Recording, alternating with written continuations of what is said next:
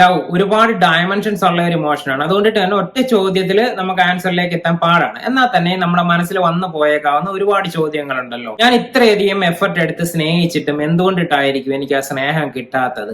ആ സ്നേഹം കിട്ടാൻ വേണ്ടിയിട്ട് ഇനി പാർട്ട്ണറുടെ അടുത്ത് എന്താ ഞാൻ ചെയ്യേണ്ടത്? എന്ത് മാറ്റങ്ങളായാലും വരുത്തേണ്ടത്? ഇങ്ങനെ പ്രണയം ലഭിക്കുന്നതിന് വേണ്ടിയിട്ട് ഒരുപാട് എഫർട്ട് എടുക്കുന്നതിനെ കുറിച്ചിട്ടും ഒക്കെ നിങ്ങൾ ചിന്തിക്കുകയാണെന്നുണ്ടെങ്കിൽ ആ ഒരു ഇമോഷൻ നിങ്ങൾക്കിടയ്ക്ക് കണക്ട് ആയിട്ടില്ല.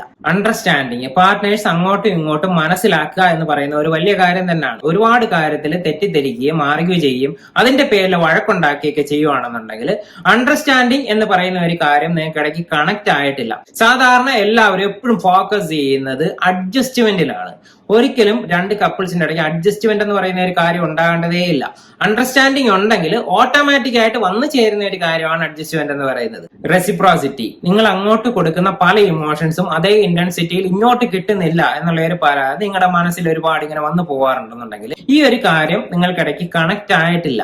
അത് ഈസി ആയിട്ട് പരിഹരിക്കാവുന്ന ഒരു കാര്യമാണ്. ഒന്ന് ചർച്ച ചെയ്താൽ മാത്രം മതിയാകും. ഇമോഷണൽ ഇന്റിമസി, ഫിസിക്കൽ ഇന്റിമസിയെക്കാട്ടിൽ ഇമ്പോർട്ടന്റ് ആയിട്ടുള്ള ഒരു കാര്യമാണ് ഇമോഷണൽ ഇന്റിമസി. ഫിസിക്കൽ ഇന്റിമസി കുറച്ച് നേരത്തേക്ക് മാത്രം ഉള്ളതാണെന്നുണ്ടെങ്കിൽ ഇമോഷണൽ ഇന്റിമസി എന്ന് പറയുന്നത് കോൺസ്റ്റന്റ് ആണ്, ലോങ് ലാസ്റ്റിംഗ് ആണ്, ഒരുപാട് നേരത്തേക്ക് നിലനിൽക്കും. അതുകൊണ്ടിട്ട് തന്നെ പാർട്ട്നേഴ്സ് കണക്ട് ആകാനായിട്ട് ഏറ്റവും നല്ലൊരു ഓപ്ഷൻ എന്ന് പറയുന്നത് ഇമോഷണൽ ഇന്റിമസി തന്നെയാണ്. ഇത് നിങ്ങൾക്ക് കണ്ടുപിടിക്കാനായിട്ട് പറ്റും. സോ ഞാൻ ചോദിച്ചു നോക്കുക, മനസ്സിൽ തോന്നുന്ന ഏത് ഇമോഷൻ ആയിക്കോട്ടെ, എന്ത് കാര്യം ആയിക്കോട്ടെ, ഇന്നർ മൈൻഡിൽ തോന്നിയ അതേപോലെ പാർട്ട്ണറുടെ അടുത്ത് ഷെയർ ചെയ്യാനായിട്ടുള്ള കോൺഫിഡൻസ് നിങ്ങൾക്കുണ്ടോ? എല്ലാം ഷെയർ ചെയ്യുമോ എന്നുള്ളതല്ല ചോദിച്ചത്.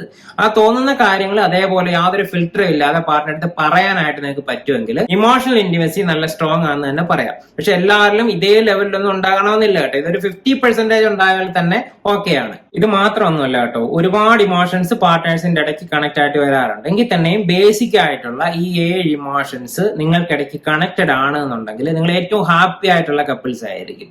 ഒരു എക്സ്റ്റേണൽ ഫാക്ടേഴ്സിനും ഒരു തേർഡ് പേഴ്സണും നിങ്ങളെ സ്പ്ലിറ്റ് ചെയ്യാനായിട്ട് പറ്റത്തില്ല. ഇതിൽ ഏതെങ്കിലും 4 കണക്ട് ആണെങ്കിൽ തന്നെ ഓക്കെ ആയിട്ടുള്ള ഒരു കണ്ടീഷനിലായിരിക്കും. അപ്പോഴും നിങ്ങളെ മറ്റുള്ളവർക്ക് സ്പ്ലിറ്റ് ചെയ്യാനായിട്ട് ഡിഫിക്കൽട്ട് ആണ്. വളരെ ടാലന്റഡ് ആയിട്ടുള്ള ആൾക്കാർക്ക് വേണമെന്നുണ്ടെങ്കിൽ സ്പ്ലിറ്റ് ചെയ്യാനായിട്ട് പറ്റും. നിങ്ങൾക്കിടയ്ക്ക് കണക്റ്റഡ് ആയിരിക്കുന്ന ഇമോഷൻസ് 3 അതിൽ താഴെയോ ആണെന്നുണ്ടെങ്കിൽ നിങ്ങൾ ഒരു റെഡ് സോണിലാണ്, ഇംപ്രൂവ് ചെയ്യേണ്ട സമയമാണ്. ഇല്ലാന്നുണ്ടെങ്കിൽ മറ്റ് വ്യക്തികൾക്ക്, തേർഡ് പേഴ്സൺ ഒക്കെ നിങ്ങളുടെ ലൈഫിലേക്ക് കടന്നു വരാനും നിങ്ങളെ സ്പ്ലിറ്റ് ചെയ്യാനും ഒക്കെ പറ്റും. അങ്ങനെയാണ് മിക്കവാറും ഫൈറ്റുകളൊക്കെ ഉണ്ടാകുന്നതെന്ന് പറയുന്നത്. അപ്പൊ സ്വന്തമായിട്ട് അനലൈസ് ചെയ്ത് നോക്കുക, കണക്റ്റഡ് അല്ലാത്ത ഇമോഷൻസ് എന്തൊക്കെയാണ് എന്ന് തിരിച്ചറിഞ്ഞിട്ട് അത് ഇംപ്രൂവ് ചെയ്യാനായിട്ട് നിങ്ങൾ ശ്രമിച്ചുകൊണ്ടേയിരിക്കണം. 2 പേരുടെയും എഫർട്ട് ഇതിനകത്ത് അത്യാവശ്യമായിട്ടുണ്ട്. അറ്റ്ലീസ്റ്റ് ഒരാൾ തന്നെ എഫർട്ട് എടുത്താൽ തന്നെ നിങ്ങൾക്ക് ഒരു 4 ഇമോഷൻസ് ഒക്കെ ഈസി ആയിട്ട് കണക്ട് ആയിട്ട് വരാവുന്നതേ ഉള്ളൂ.